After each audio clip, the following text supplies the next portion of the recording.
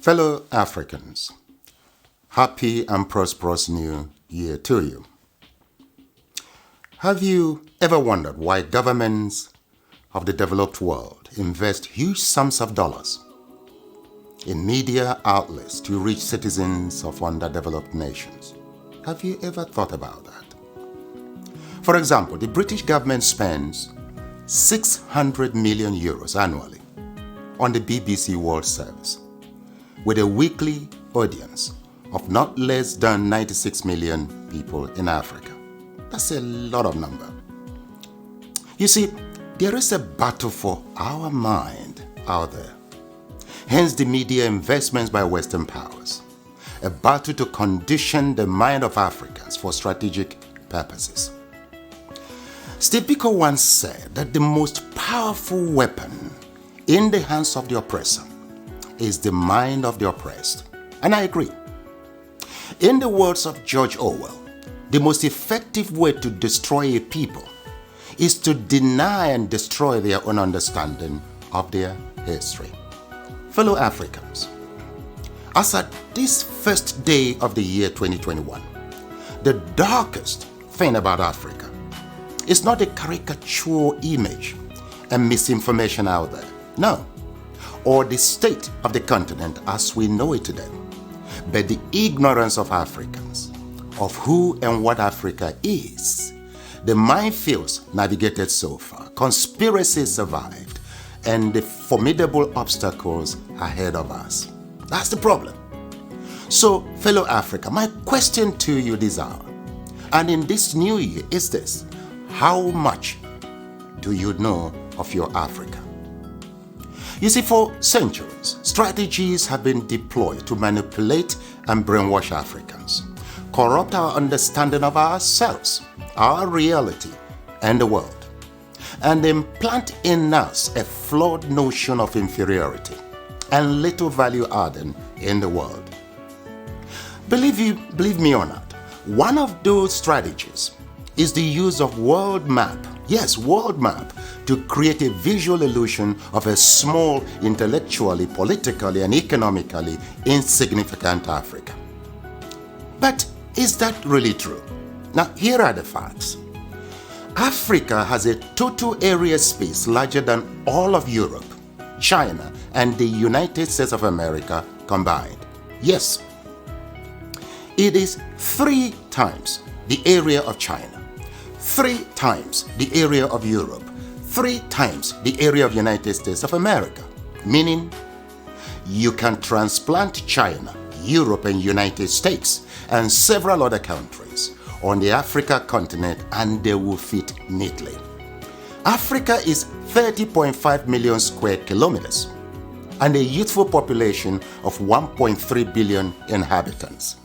China is 9.6 million square kilometers and 1.4 billion inhabitants. India has a total space of 3.3 million square kilometers and 1.4 billion inhabitants. Now, yet, Africa is projected as overpopulated, and pressure mounts on Africans and their leaders to depopulate. Why? Why? Now, please note, Africa is home to 60% of the world's arable land, 90% of raw material reserve, 40% of gold reserve, 33% of diamond reserve, 95% of platinum reserve, and holds the largest bauxite reserves in the world. Of course, in addition to manganese, woods, uranium, crude oil, and others.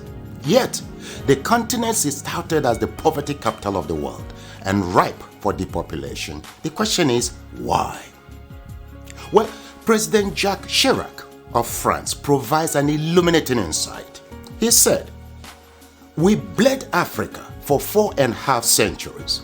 We looted their raw materials, then we told lies that the Africans are good for nothing. In the name of religion, we destroyed their culture. And after being made rich at their expense, we now steal their brains through miseducation and propaganda to prevent them from enacting black retribution against us," unquote. Well, put simply, for over 4 centuries, Africa is not in control of its resources. Look, a 2016 study of Africa by the NGO called War on Want reveals that 101 companies, mostly British, control $305 billion worth of platinum, $276 billion worth of oil, and $216 billion worth of coal at 2016 market prices. Yes, they own mines or mineral licenses in 37 African countries and control vast swaths of Africa's land, 4 times the size of the United Kingdom. Now look, Africa subsidizes the rest of the world by $32 billion annually.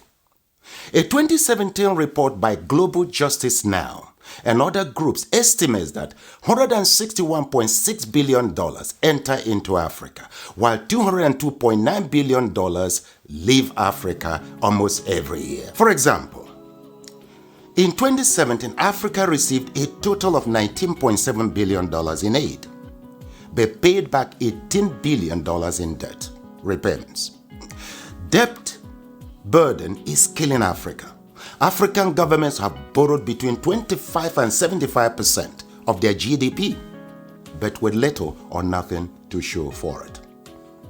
Africans in the diasporas remit not less than $32 billion annually, but multinational companies siphon $32.4 billion in profits and illicit financial outflows. Look, an estimated $29 billion are stolen via illegal logging, fishing and poaching annually. How can any continent, country or people accumulate and sustain wealth, growth and prosperity with such statistics? That's a great question. Well, look, hopefully, now you know your Africa better. Edmund Mpaka once wrote, "Peace of mind always comes with knowing who you truly are, where you currently stand, where you positively need to be, and strongly believing in its possibility." Africa needs to control its resources, no doubt. For productive, patriotic, and effective leadership, we need our best and ablest citizens with fortified character in local, state, and federal governments. This must be given utmost consideration in upcoming elections across Africa.